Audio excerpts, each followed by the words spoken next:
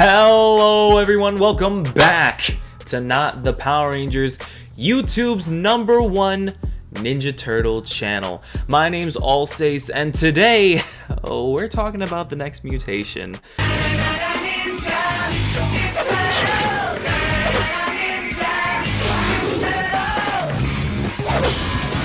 This is the first and only live-action Ninja Turtles television show that was actually meant to be a continuation on the original 3 movies, or at least most people think it is. I've looked this up 1,000,001 times on the internet, and the general consensus just seems to be a unanimous shoulder shrug. I remember reading somewhere that this was originally supposed to be like a 4th movie called Ninja Turtles 4: The Next Mutation, but again, all I'm able to find on this matter is a unanimous I guess. This is another show made by Saban, just like Power Rangers and a bunch of other shows we talked about. It's most famous for having a crossover with the Power Rangers, actually. You've probably seen this gif floating around the internet somewhere, I bet. In fact, this team up is originally how I was introduced to the show as a kid. I never really saw any reruns of this on Netflix or anything like that, like the other shows we've talked about so far. I feel like everyone just kind of swept this show under the rug after it initially came out. I was always weirded out watching that episode because I was a big Ninja Turtles fan,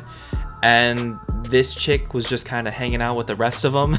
Which brings me to the next thing that this show is most famous for, being that they added in a 5th female turtle into the mix. I theorize this decision was made by Saban himself. I imagine he wanted the number of turtles in the show to match the standard number of Rangers, you know what I mean? And I'll bet any amount of money that if this show wasn't canceled and did get a season 2, we would have most definitely gotten a 6th evil turtle.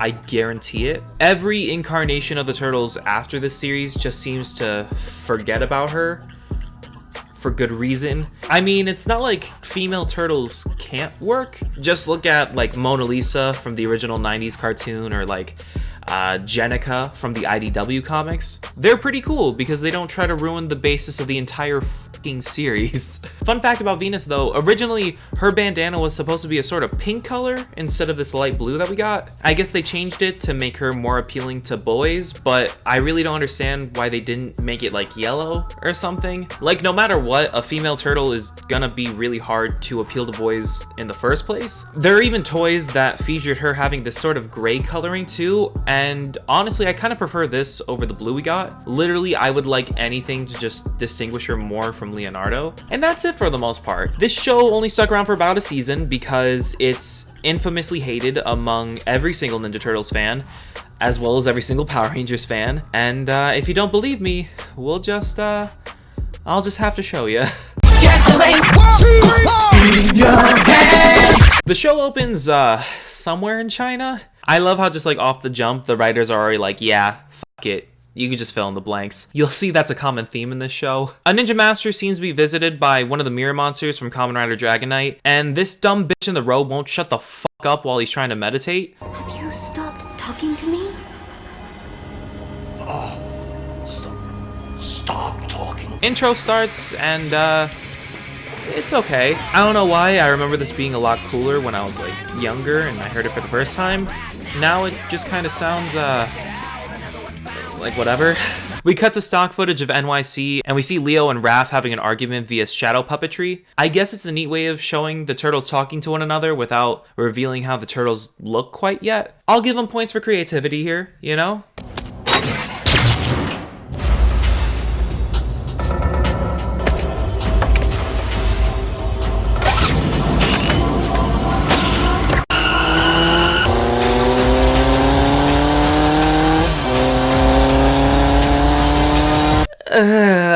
Oh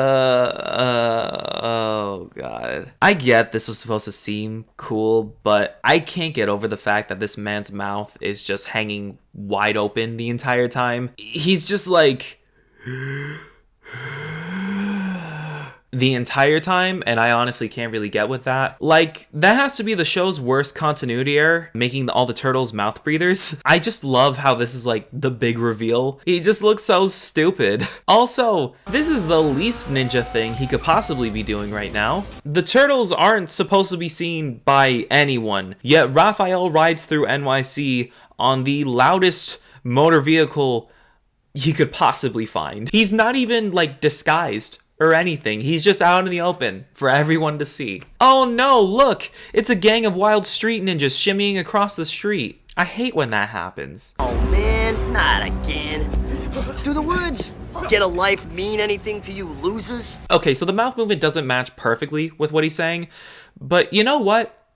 It could be worse. They basically mastered animatronics in the first film, but here, it's about just as bad as the third film, which is something. It cuts to Splinter playing chess with a blind man, which is kind of cute, and the rest of the turtles are just chilling in the sewers. Leo's trying to break bricks with his head, Donnie's making a tracking device, and Mikey's fucking around with the both of them. They see that Raph and Splinter are in trouble, so they take what I assume to be either the party wagon or the shell raiser to go save them. Splinter saves the day while we see the same shot of the van like 3 times. Here, Splinter reveals that the turtles aren't teenagers anymore, and that they're almost 18 years of age. You are all almost 18 years of age. Which means that 2 of their 4 descriptors are just straight up BS at this point. Also, I love how Mikey's walking in this scene. The suit actor gets like a B+ in my book. Also, Shredder's here. All of you were defeated by a single turtle and an arthritic rat? Even though they killed him in the second movie. Again, just fill in the blanks yourself. Also, they gave him the dorkiest voice imaginable. Why has my family not extended its black claw behind the borders of this city? This is just a disservice to Uncle Phil and his voice for the original Shredder. Rest in peace. Splinter starts meditating and enters the realm of dreams, and he gets a message that dragons are coming from the guy that we saw meditating earlier. We get some backstory from the old dude. Thousands of years ago, the world was the domain of dragons, the magic users, who are my ascendants. Imprison them. In this enchanted glass? The dragons have found their way through my mind into the universal realm of dreams.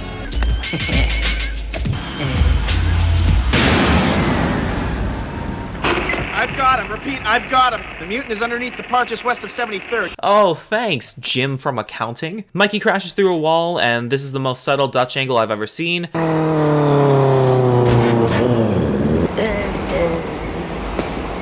Hey. Yo, dudes. How are these loud asses so surprised that the Foot Clan found out where they live? They have a dope fight scene, but Splinter's mind is trapped in the realm of dreams with the dragons. Yes, Chunky. I will do what you say. I will go to America.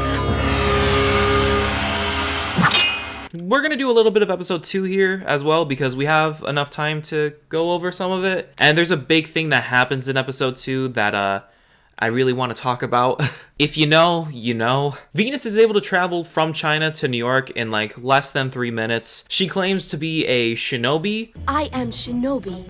Which, if you didn't know, is just a fucking ninja.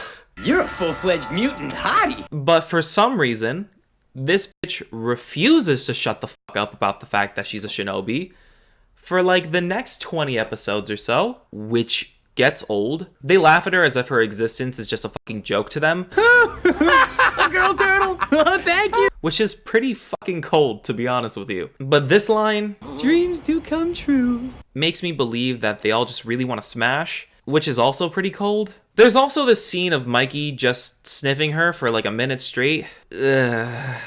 Not only are the turtles older, but the kid foot soldiers from the original movie are like 30 now. This next scene is the main reason why everyone hates this show for the most part. So, get your mop buckets ready, because nerds are about to start sweating. I want to help you and your brothers. Thank you, but we're not brothers. Yeah. None of you are related by blood, so I am not your sister? No, you and I are just mutant boy and mutant girl. This sounds like something I would see on the first page of Pornhub. No relation.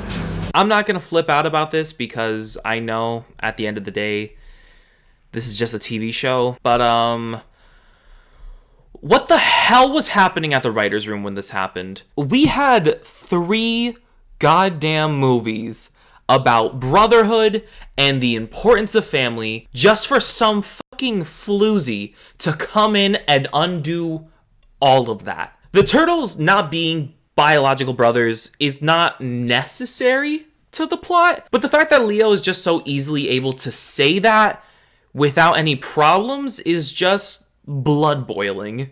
And it goes against everything that the original movies, the original comics, the other TV shows just stood for in the first place. It just basically undermines everything that the series as a whole represents. And that's basically all I wanted to talk about with episode 2 there. The rest that you really miss is just some dragon guy shows up and it's kind of lame. He's lame. I don't care. Honestly, the show isn't bad. The production quality isn't amazing, but it's good enough. And you can tell that everyone working on the show was trying their hardest. I feel like it catches a lot of unnecessary slack just because of Venus and the fact that the writers wanted to like shoehorn in a romance with her and Leo. It's not a bad show necessarily.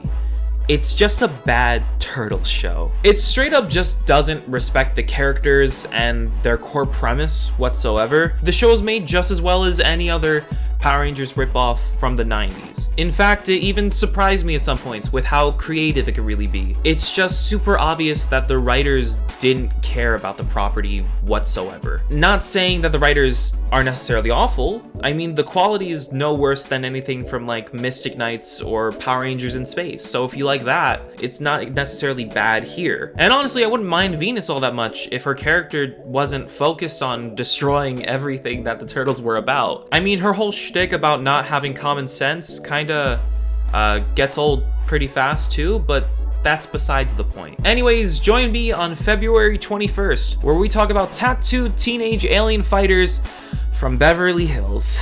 Shout out to Make It Supersized for recommending this one on the Big Bad Beetleborgs video recently. I already planned on doing it next, but I'm always super happy to see people request shows. It makes me feel like you care. Anyways, I hope to see you next week, if not next month. Either way, bye-bye.